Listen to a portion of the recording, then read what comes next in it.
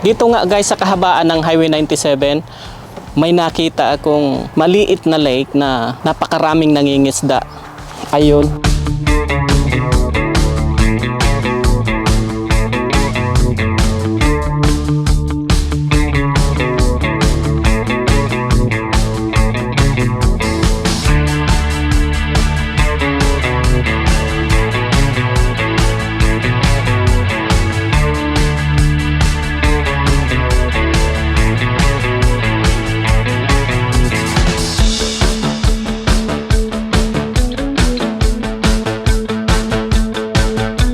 Guys, kung napapansin nyo sa likod ko, napakaliit lang na lake yan, pero napakarami ng nangingisda.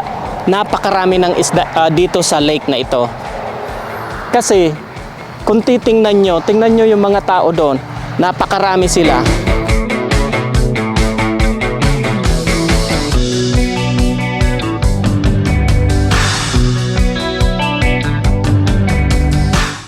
Itong lake nga pala na to guys, matatagpuan dito sa kalagitnaan ng Kelowna to Merritt.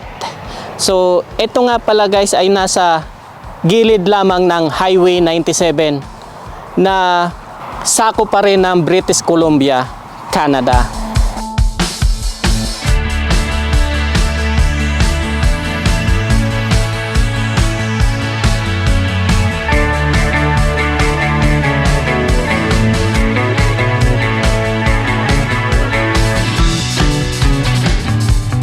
At kung napapansin nyo guys, yung dulo sa dulo ay kitang-kita mo dahil sa napakaliit lang talaga niya.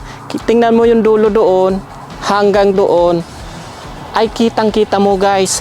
So, sa tingin ko nito guys is just only mga 1 kilometer lang ang lapad niya or mga 3 kilometer ang haba niya. So, ganun lang siya kaliit pero napakaraming nangingisda dahil nga sa mayaman pa ito sa isda. So napakarami. Ang alam ko guys, laging nahuhuli nila dito ay rainbow trout tsaka iba pa.